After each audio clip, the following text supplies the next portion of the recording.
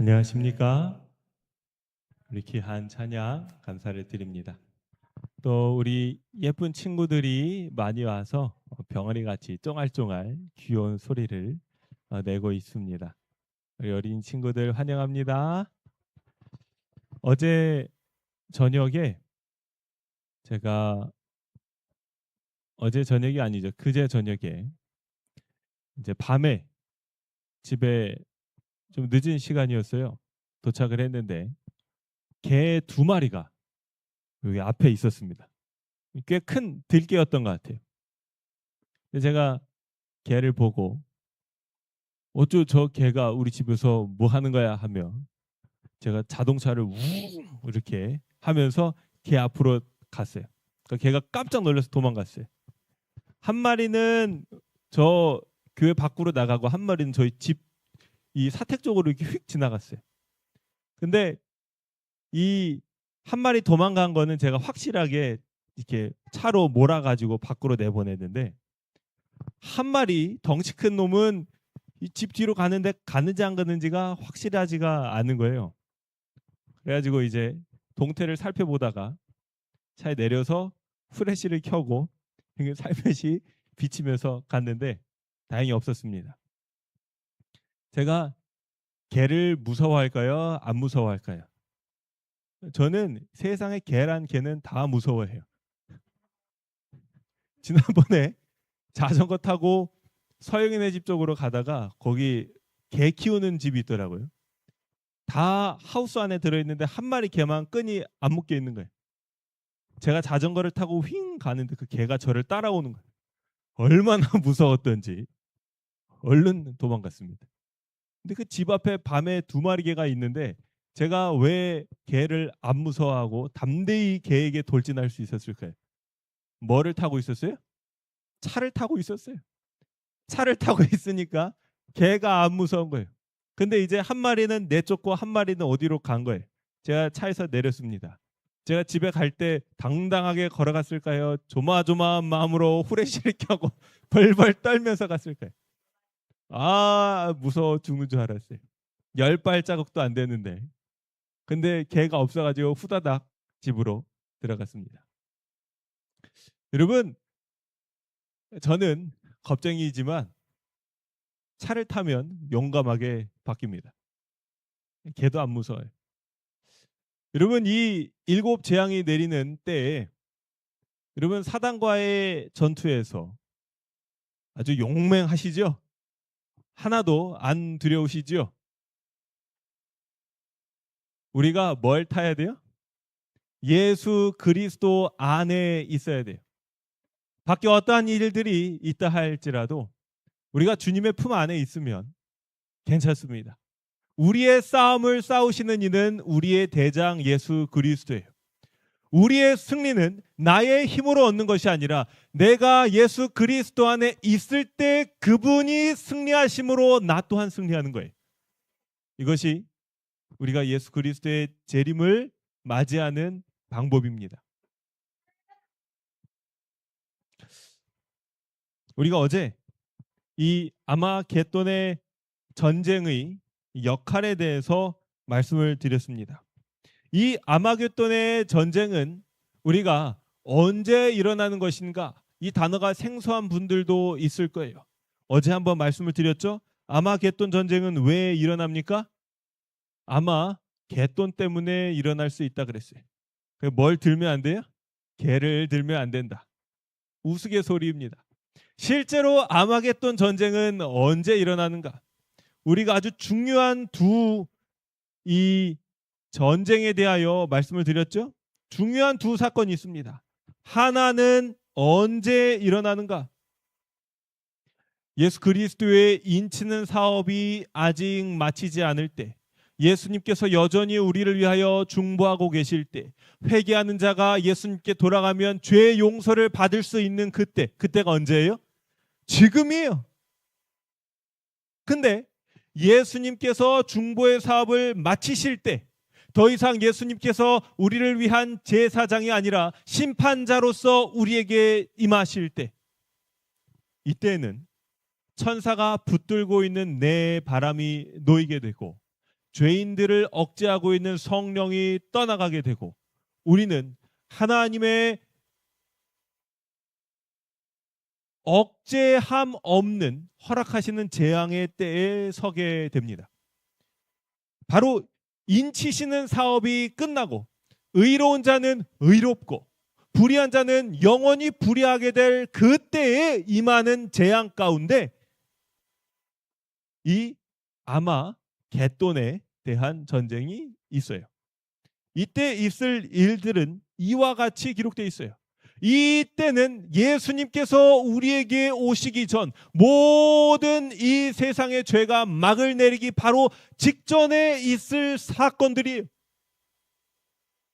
여러분, 우리는 그리스도인으로서 단순히 예수님만을 알고 죄 사함을 받은 백성들일 뿐 아니라 이 세상이 하나님께서 당신의 백성을 구원하신 자세한 역사와 그리고 예수님 오시기 전에 있을 일들과 그리고 구원받은 이후에 하늘에서 어떤 일이 있을지에 대해서도 미리 예언을 통하여 알고 있는 백성들이에요. 성경은 거기까지 우리에게 이야기합니다. 우리가 이것을 아는 것은 참 우리에게 복이에요. 이 가운데 기록된 것들을 듣고 알고 지키는 자들은 무엇이 있어요? 그 알고 듣고 지키는 것을 지금 우리가 배우고 있는 거예요. 바로 이 시간에. 그렇기 때문에 오늘 성령 하나님께서 우리의 마음에 전에 없던 놀라운 성령의 지혜를 베풀어 주시기를 간절히 소망합니다. 우리가 이 말씀들을 잘 이해하고 우리의 삶의 순종의 열매를 맺게 되는 것은 아주 큰 축복이 우리에게 임하는 비결임을 기억하게 되시기를 바랍니다. 아마겟돈의 전쟁이 있을 때 예수님께서 임하시기 직전에 이 세상의 모습은 이와 같습니다. 온 지구는 바다의 물결처럼 위아래로 요동하며 그 표면은 파괴된다. 땅의 기초 자체가 무너져 버리는 것 같다. 산맥들은 가라앉고 사람들이 거하는 섬들은 자취 없이 사라진다. 죄의 악으로 소돔과 같이 되어버린 항구들은 사나운 파도에 휩쓸려 간다. 여러분, 이러한 일들을 생각할 때 얼마나 두렵습니까? 그런데 우리는 일곱째 대접의 부어짐에 대하여 연구할 필요가 있어요. 우리는 이와 같은 이 지구 역사의 마지막 있을 재난에 대하여 연구할 필요가 있어요. 특별히 이 악의 세력은 싸움 없이 전쟁에 항복하지 않을 것이에요. 그렇기 때문에 하나님의 섭리가 아마겟돈 전쟁에서 담당할 몫이 있는 것입니다. 이 몫은 우리가 어제 말씀드렸듯이 노아의 방주 시대에 홍수가 예언돼 있을 때 그 당시에 있던 죄인들은 만일 홍수가 임하지 않으면 그들의 죄를 멈추지 않았을 것이에요. 하나님께서 막지 않으셨으면 그들은 영원히 죄를 지었을 것이에요. 소돔과 고모라의 성에 하나님의 재앙이 임하지 않았더라면 그곳의 이 주민들은 영원히 죄를 지었을 것이에요. 이 때 마지막은 노아의 때와 같다 했습니다. 하나님께서 그들의 죄를 막지 않으셨으면 그들은 영원히 죄를 지었을 것이에요. 그러나 여러분 보시기 바래요. 예수 그리스도의 중보의 희생은 드려졌어요. 예수님의 인치는 사업은 마쳤습니다. 구원받을 자는 정해지고 버림받을 자는 정해졌어요. 더 이상 죄인들의 죄를 하나님께서 용납하실 이유가 없는 거예요. 지금은 죄인들의 죄를 용납하시는 이유가 분명합니다. 왜 그렇습니까? 여전히 예수님께서는 그 죄인들을 위하여 중보하고 계세요. 당신의 외침을, 바벨론에서 당신의 백성들을 부르시는 외침을 계속 유지하고 계세요. 그들이 회개한다면 주님께서 받아주실 것이에요. 그러나 이 때에는 죄인들의 죄가 계속되는 것뿐이에요. 그들이 돌아올 때가 끝났습니다. 방주의 문이 닫혔어요. 이제 그들의 죄를 멈추실 때가 임하신 것이에요. 이것이 아마겟돈의 전쟁의 몫이에요. 그러나 또 하나의 아주 중요한 이 아마겟돈 전쟁의 몫이 있습니다.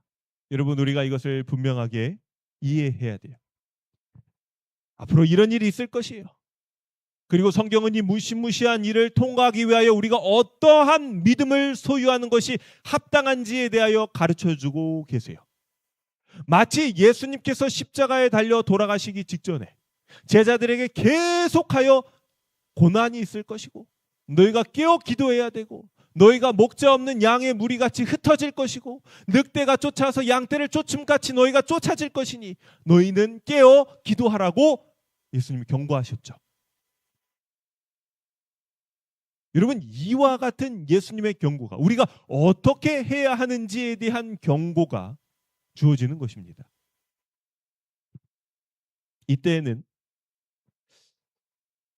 예상했던 것보다 실제로 당하는 환난이 가벼운 것이 상례이지만 우리 앞에 있는 위기는 그렇지 않다 그랬어요.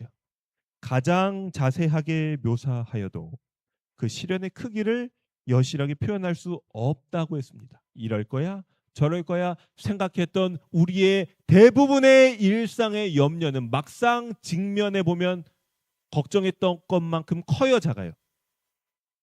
대부분 그보다 작아요. 어떻게든 지나가집니다.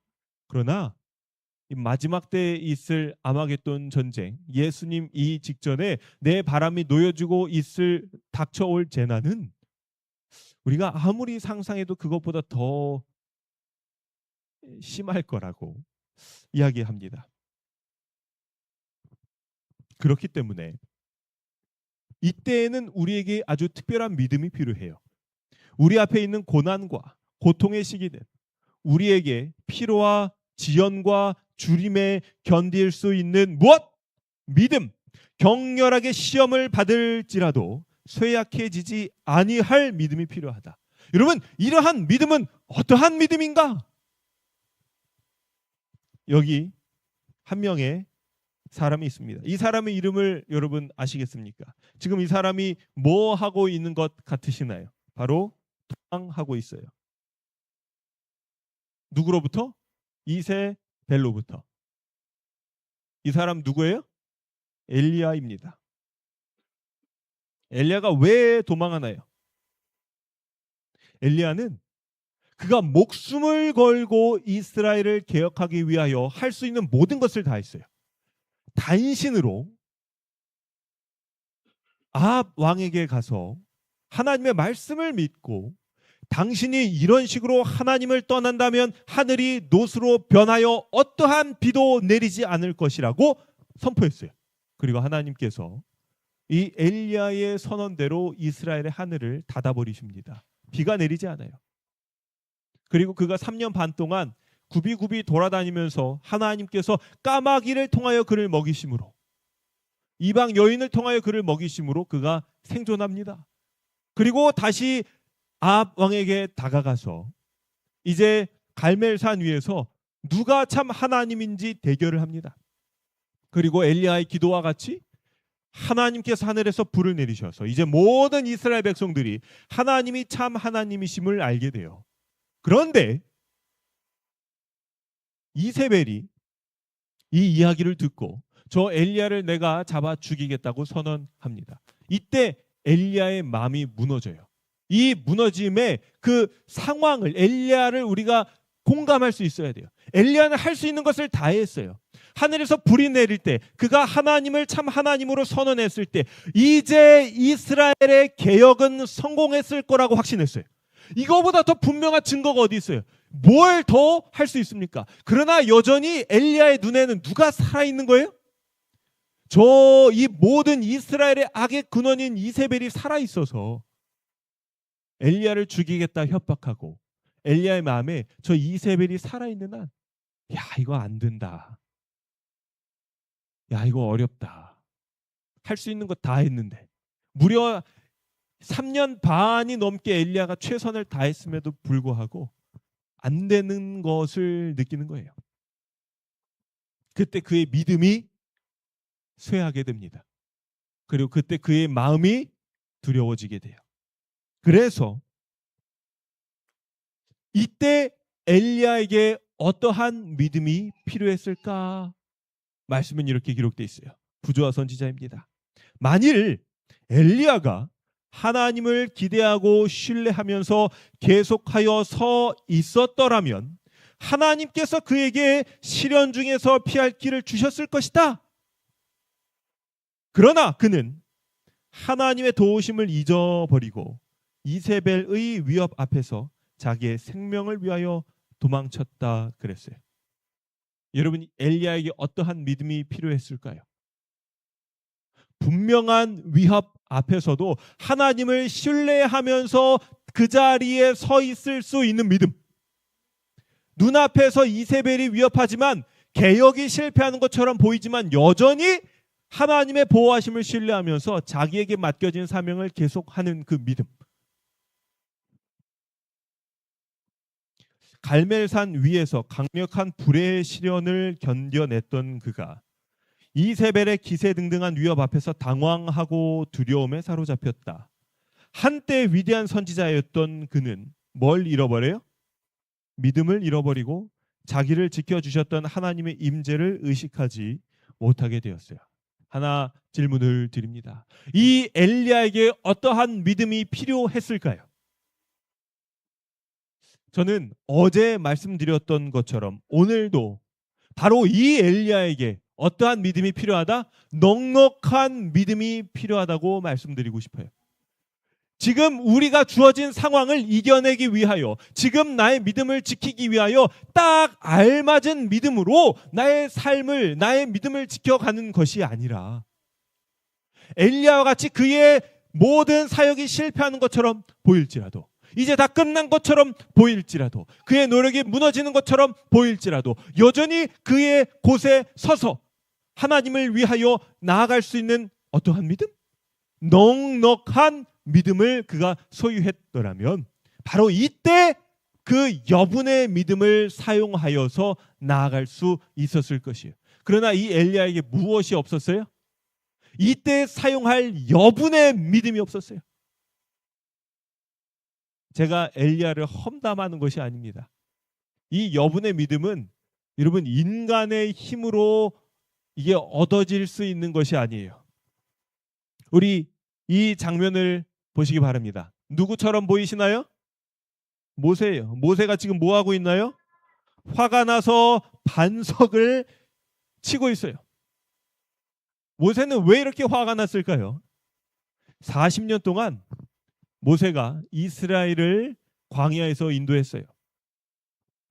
모세는 그가 할 수 있는 것을 다 했습니다. 모세가 율법을 받으러 갔을 때 이스라엘 백성들이 그 기간 40일을 인내하지 못하고 모여서 금신상을 만들어 춤추며 놀고 있었어요. 하나님께서 모세에게 제안하십니다. 내가 지금 이 패역한 이스라엘은 다 멸하고 모세 너로 새로운 백성을 만들겠다 말씀하셨어요. 그때 모세가 하나님의 자비하심을 의지하여서 이스라엘을 한번 봐달라고 용서를 구합니다. 그리고 하나님께서 모세의 중보를 인하여 이스라엘을 멸하지 않으셨어요. 모세가 이스라엘 대신해서 범죄한 이스라엘을 대신해서 하나님 앞에 서서 봐달라고 하는 거예요. 그리고 40년 동안 이스라엘이 광야를 돌 때 모세가 이스라엘을 버리거나 도망하지 아니하고 인내로 끊임없는 애정으로 그들을 달래고 어루고 인도하면서 그 40년의 여정에 함께합니다. 그리고 이제 거의 가나안에 도착했어요. 여러분 40년 동안 믿음의 훈련을 받으면 이스라엘의 믿음은 어느 정도 자라나야 하지 않습니까? 이제 거의 가나안에 도착했어요. 그들은 매일 만나를 먹고 구름기둥과 불기둥의 인도하심을 받았어요. 하나님을 경험했어요. 그리고 이제 물이 끊겼습니다. 어제 우리가 이야기했지요. 하나님께서는 왜 이 이스라엘의 물을 끊으셨어요? 이 하나님께서 물을 끊으신 이유는 거의 가나안에 도착했기 때문에 이제는 너희가 반석에서 나는 물이 아니라 가나안에 들어가서 그 안에서 샘물을 마실 거라는 징표로 거의 너희의 여정이 끝났다라는 축복의 계시로서 광야의 물을 끊으신 거예요. 이제는 광야가 아니라 가나안에서 물을 마실 거라고 이렇게 보여주시는 거죠. 그런데 그들의 물이 끊기자마자 이스라엘은 40년 동안 연습했던 그 믿음을 다 흔들어버리고 여전히 불평하고 원망합니다. 모세가 이 이스라엘 백성을 보자 참담한 거예요. 마음이 무너지는 거예요. 아니 도대체 이 백성들은 뭘 배운단 말인가? 40년 동안 그렇게 하나님께서 그들을 책임지시고 먹이시고 마시게 하셨으면 이제는 뭐가 들어야지? 철이 들어야지. 하나님께서 이제 거의 다 왔다는 징표로 물을 끓이셨는데 그 물이 끊어지자마자 다시 불평한다면 이스라엘은 도대체 어떻게 믿음을 배우는 거예요? 모세가 화가 났어요. 그리고 자신의 감정을 담아 반석을 칩니다. 하나님께서는 이 반석을 한번 이 반석에서 물이 나오라고 명하라고, 물이 나오라 명하라고 말씀하신 거예요. 근데 모세가 마치 자기가 반석에서 물을 내는 것처럼 치게 됩니다. 그 반석을 치는 것에 대한 그 정확한 예표는 우리가 또 한번 살펴봐야 돼요. 그러나 중요한 것은 모세가 이때 화를 내었고 하나님은 오래 참으시고 온유하신 분이신데 모세는 오래 참고 온유하지 못했다는 것이, 물론 지금까지는 오래 참고 온유했어요. 그러나 이 마지막 순간에 패역한 이스라엘을 보면서 더 이상 참지 못했다는 거예요. 여러분, 모세에게는 무엇이 필요했을까요? 넉넉한 온유. 이게 쉽지 않습니다. 말씀을 읽도록 하겠습니다. 두 형제는 회중 앞으로 나아갔다. 그들이 오랫동안 이스라엘의 반역과 고집을 참았으나 마침내 모세는 인내력을 잃었다. 그는 마치 여호와께서 약속하신 대로 하지 않으실 것처럼 물을 내려는 자가 마치 자신인 것처럼 말하였다. 그는 자아를 드높였으며 하나님의 능력에 대한 의심을 나타냈다. 이 부분은 조금 더 우리가 이제 앞으로 묵상할 부조와 선지자를 통하여 살펴보도록 하겠습니다. 모세가 보여준 인내와 유순함은 비할 데 없는 것이었으나 마침내 그도 굴복하고 말았다. 거의 40년 동안 백성들의 끊임없는 불평과 반역을 참아온 모세에게 가데스에서의 시련은 참으로 참기 어려운 것이었다. 우리가 말은 합니다. 모세는 이때 뭐가 필요했어요? 넉넉한 믿음이 필요했어요. 넉넉한 온유가 필요했어요. 인내가 필요하지 않습니까? 그러나 여러분, 이 모세의 행위를 영감의 기별도 그것은 참으로 참기 어려운 것이었다라고 평가합니다. 그가 여기서 화낸 것처럼 우리가 모세의 입장이 되어본다면 100이면 100 뭐예요? 자, 이것을 비유로 바꿔서 설명을 해보겠습니다. 모세는 이스라엘 백성들의 아버지와 같이 그들을 인도했어요. 그는 40년 동안 그들을 인도했어요. 그러나 마지막에 한번 참지 못했어요. 이것이 무엇이냐면 우리가 부모가 되어서 자녀를 참아냅니다. 사랑은 뭐예요?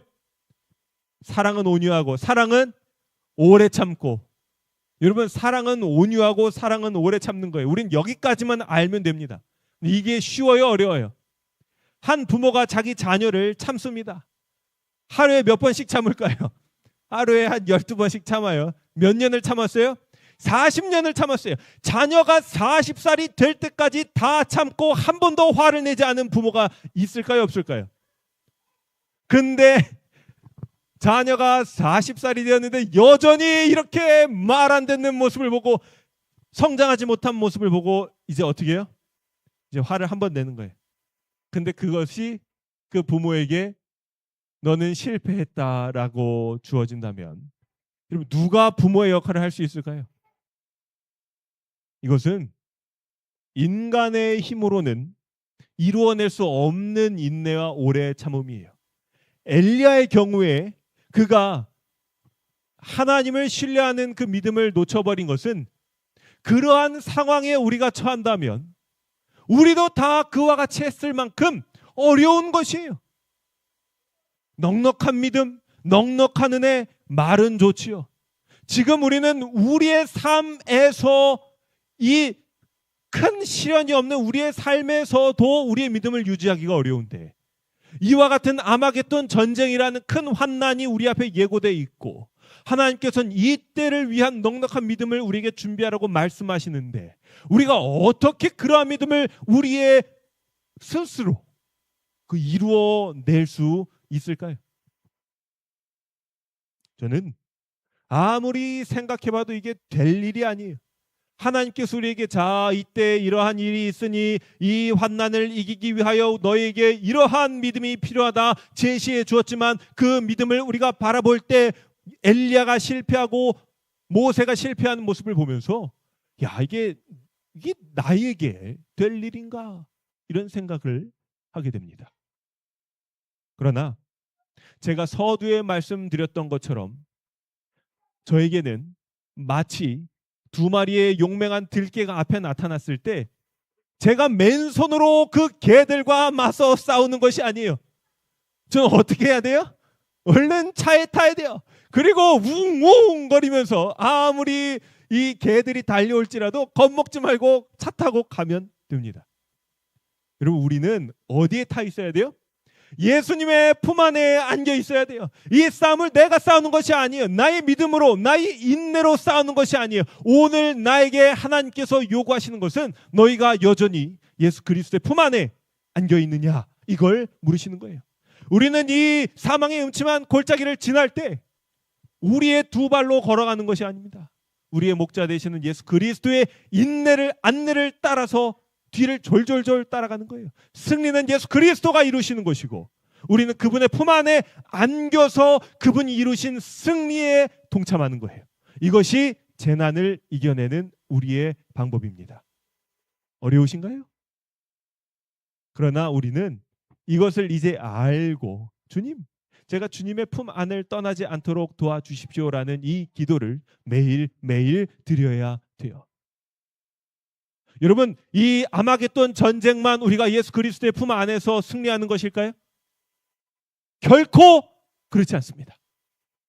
우리의 삶에 일어나는 모든 순간순간의 문제들을 우리는 우리의 주인 되신 예수 그리스도의 품 안에서 이겨나가야 돼요. 이것이 우리가 살아가는 방법입니다.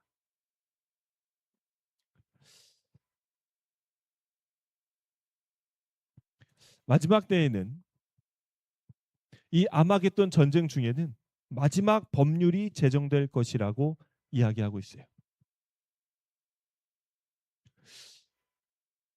이 사진은 길르앗 사람들과 에브라임 부족, 이스라엘의 두 부족입니다. 길르앗 그리고 에브라임. 길르앗 그리고 에브라임이에요. 그런데 이 두 부족 간의 전쟁이 일어났는데 길르앗 군대가 승리했어요. 여기 창 들고 있는 사람이 길르앗이고 여기 포로처럼 돼 있는 사람이 에브라임이겠죠. 근데 전쟁이 나고 길르앗 이 민족이 승리했기 때문에 에브라임 민족은 서둘러 도망갔습니다. 근데 도망가는데 이 길르앗이 에브라임을 색출해서 이제 사살하려고 생각을 했어요. 그런데 생긴 게 똑같아요. 겉모양만 봐서는 같은 이스라엘 민족이기 때문에 이게 길르앗 사람인지 에브라임 사람인지 알 길이 없어요. 그래서 한 문제를 냅니다. 그래서 십볼렛이라고 발음을 해보라고 했어요. 그래서 쉽볼렛이라 그러면 길르앗 사람이에요. 근데 쉽볼렛이 안 되고 십볼렛 이렇게 하면 에브라임 사람이에요. 십볼렛이라고 발음하면 이 사람을 잡았습니다. 우리 경상도에도 이런 아주 특징적인 발음이 있죠. 쌀 한번 해보시겠어요? 누가 지금 살이라고 하셨어요? 이게 쌀이 안 되고 살이라고 하는 분도 있고 또 어떤 지역은 의사가 안 되고 의사라고 하는 분들도 있어요. 저는 제 이름이 전필승인데 제 이름 발음이 잘 안 돼요. 중국에서 제 이름이 워짜오 댄필승 이게 저는 전필승이라고 합니다. 이거를 하도 많이 해가지고 성이라고 자꾸 발음이 돼요. 전필승 발음이 세서 친구들에게 놀림을 받은 적이 있습니다. 이 길르앗 사람이 이 에브라임 사람에게 너 시폴렛이라고 해봐, 시폴렛이라고 해봐라는 시험을 왜 냈을까요? 뭐 하기 위해서요? 잡기 위해서 한 거예요. 여러분, 이 마지막 법률은 왜 주어지는 걸까요? 한번 퀴즈 내보는 걸까요? 한번 해보세요 하고? 아니에요. 잡기 위해서 내는 마지막 시험이에요. 그리고 이 시험은 무서울 것이라 그랬어요. 그리고 우리에게 이 시험을 통과하기 위하여 하나님께서는 어떠한 시험이 임할 것인지를 미리 다 알려주시고, 이때 우리가 합당한 믿음을 잘 기를 수 있도록 우리를 인도하시는 거예요. 어떠한 일이 일어날 것인가? 우리의 주요한 관심은 안식일 준수자들로 이루어진 이 종파를 침묵시키는 일이다. 마침내 우리는 우리의 권위에 굴복하지 않은 모든 자를 전멸시키는 법률을 갖게 될 것이라고 이야기합니다. 제가 한 20분만 더 있으면 조금 더 자세하게 말씀을 드리면 좋은데 아쉬워요. 그러나 제가 좋은 목사이기 때문에 한번 잘 맞춰보도록 하겠습니다. 사단의 목표가 도대체 뭘까요? 여러분, 사단은 왜 하늘에서 하늘 천사의 3분의 1을 유혹해가지고 굳이 끌어내렸을까요? 왜 사단은 자기 혼자 멸망당할 것이지 아담과 하와에게 찾아가지고 이 새로 생긴 지구 별에서 그 아담과 하와의 에덴을 뺏었을까요? 왜 사단은 우리들을 끊임없이 우리의 마음 가운데 있는 이 죄를 가지고 우리를 시험할까요? 뭐 하는 거예요? 화풀이 하는 거예요. 자기의 구원은 이미 끝난 것을 그가 알기에 혼자 멸망당하지 않고 어떻게든 하나님에 대한 반역을 이루기 위하여 자기의 말을 듣는 사람들에게 시험과 유혹을 하는 것입니다. 많은 일들이 있을 것이라 그랬어요. 그 분노에 대하여 우리가 다 살펴볼 시간이 없습니다. 그러나 우리가 반드시 살펴봐야 할 것은 우리의 승리가 보장되어 있다는 사실이에요. 여러분, 이 말씀을 함께 보시기 바랍니다. 만일 하나님의 백성들이 그분을 신뢰하고 믿음으로 그분의 능력에 의지할 것 같으면, 이 말씀은 엘리야에게도 적용될 수 있었던 말씀이고 모세에게도 적용될 수 있었던 말씀입니다. 그리고 오늘날 그들의 믿음의 실패를 보면서, 그리고 그들의 믿음의 시련이 얼마나 어려운 것이었는지를 우리가 보면서 앞으로 우리에게 있을 시험이 그와 같이 어려울지라도 만일 뭐만 하면 돼요?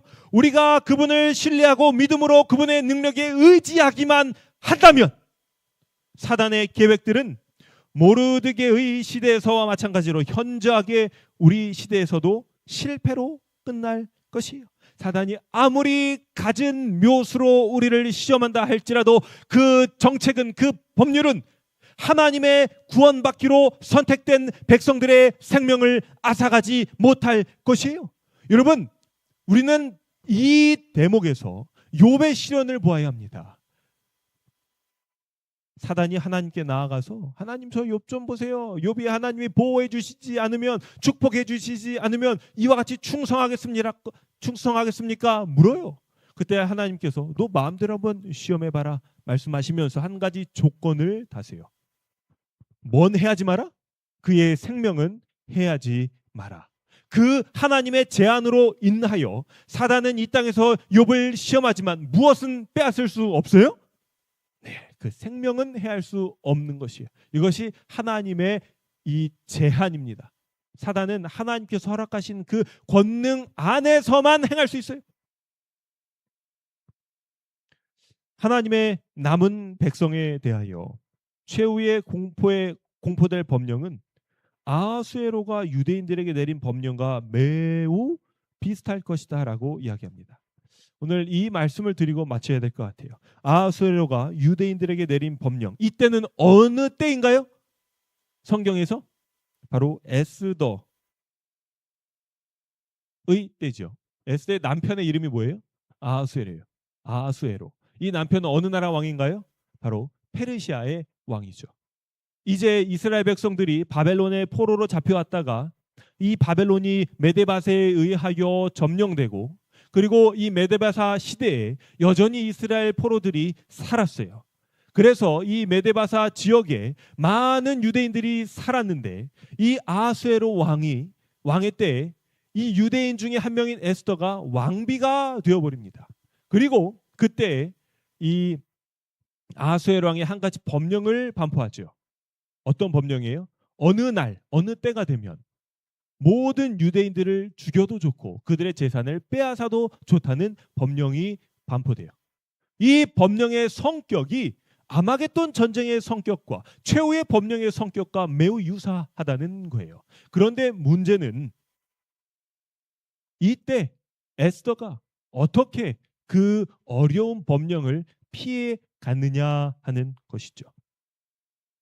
에스더가 이렇게 이야기합니다. 에스더가 명하여 모르드게에게 회답하되, 당신은 가서 수산에 있는 유다인들을 다 모으고 나를 위하여 금식하되 밤낮 3일을 먹지도 말고 마시지도 마소서. 나도 나의 시녀로 더불어 이렇게 금식한 후에 규례를 어기고 왕에게 나아가리니 죽으면 죽으리이다. 왕에게 가서 이 문제에 대하여 말씀드릴 거예요. 그러나 나아가기 전에 무엇이 필요합니까? 기도가 필요해요. 그러니 당신은 모든 유대인들을 모아서 나를 위하여 기도하여 주세요라고 에스더가 이야기합니다. 자, 제가 질문을 드릴게요. 여러분은 이 이야기에서 에스더인가요? 모르드게인가요? 여러분, 이 시대의 문제를 해결하는 에스더와 모르드게와 같은 주인공의 역할을 맡으셨나요? 저는 제가 아무리 생각해도 이 주인공의 역할은 아니에요. 저는 어떤 역할을 맡고 있냐면, 이 유다인들이 살고 있는 한 작은 마을에 그 마을에 있는 예배당에 그 예배당 지킴이 역할을 하고 있는 것 같아요. 여러분들은 이 유대인 마을에 한 마을 구성원의 역할을 하고 있는 거예요. 서로 좋은 착한 이웃 주민으로서 의지하면서 서로 도우면서 화목하게 살아가고 있는 그러한 분들이십니다. 여러분, 그런데 내가 에스더와 모르드게가 아닐지라도 분명히 에스더서는 오늘 우리의 아주 중요한 역할에 대하여 이야기하고 있어요. 그 역할이 무엇이에요? 유다인들을 다 모으고 나를 위하여 금식하되 밤낮 3일을 먹지도 말고 마시지도 않으며 이 문제에 대하여 기도하는데 뭐 하라는 거예요? 동참하라는 거예요. 여러분, 이것이 오늘 우리에게 주어지는 한 역할이에요. 여러분, 우리가 뭐 하기 위하여 모일 준비가 되어야 돼요? 기도하기 위하여. 이 어려운 때에 이 하나님의 구원의 약속을 의지하면서 우리가 모여서 서로를 위하여 기도할 수 있는 그 마음이 우리에게 필요하다는 것입니다. 여러분, 이 마지막 환난의 때에 승리는 보장되어 있는 것이에요. 우리가 하나님의 구원을 받을지 말지에 대하여 두려워하며 기도하는 것이 아니에요. 이 승리는 예수 그리스도 안에서 보장되어 있는 것이에요. 이 싸움은 무슨 싸움이냐면, 그러한 승리가 보장되어 있는 환난의 때에 과연 우리가 믿음으로 하나님의 승리의 날을 바라볼 수 있을지, 아니면 두려움 가운데 떨고 있을지에 대한 시험이에요. 우리는 승리할 것입니다. 우리는 하나님의 구원을 목도할 것이요. 그러나 그 구원이 있을 때, 구원이 있기 전까지 이미 하나님의 인받은 백성으로서 두려워하며 그 구원의 날을 마주할 것인가? 하다가 하나님의 구원의 날을 마주할 것인가? 아니면 믿음으로 담대히 서서 서로를 독려하며 괜찮다, 하나님을 바라보자, 서로를 위로하며 찬송과 기쁨과 감사와 믿음 가운데 있다가 우리 예수 그리스도를 맞이할 것인가? 이것은 천지 차이예요. 여러분, 꼭 환난의 날에만 우리가 더욱더 예수님을 바라보면서 더욱더 예수님을 의지하면서 살아가야 되겠습니까? 우리가 감옥 안에서만 찬송하면서 기도해야 되겠습니까? 내가 아니요, 수겸이. 감옥에 들어가기 전에, 이 환난 전에 어디에서? 우리의 일상에서, 우리 매일의 삶에서 우리가 그때에 필요한 믿음을 이미 소유한 채 살아가야 하는 것 아닐까요? 여러분, 이제 말씀을 마치면서